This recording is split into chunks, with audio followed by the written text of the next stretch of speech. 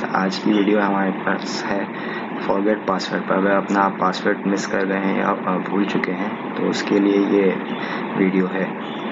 इसके लिए सबसे पहले आप आईरिस की वेबसाइट पर जाएंगे, फिर उसके बाद फॉरगेट पासवर्ड पर जाएंगे, फिर उसके बाद अपना रजिस्ट्रेशन नंबर डालेंगे,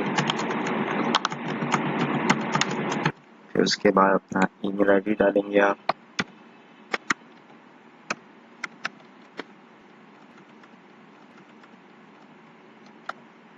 इसके बाद आपने सर्विस प्रोवाइडर, मतलब जो भी आपके मोबाइल सर्विसेज आपने जिससे भी ली है उसके सर्विस प्रोवाइडर की आप सेलेक्ट करेंगे और उसके बाद अपना मोबाइल नंबर इनपुट करेंगे जो रजिस्टर्ड है PR में आपके।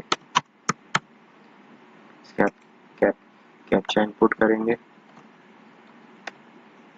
यही सबमिट कर देंगे। सबमिट करने के बाद अगर आपका मैच नहीं होता तो ये ऐसे आपके पास इंफॉर्मेशन आ जाएगी।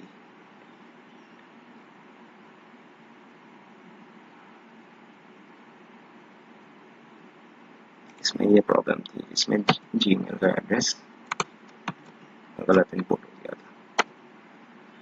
अब दोबारा से कैप्चा डालेंगे 3, सबमिट किया आपने।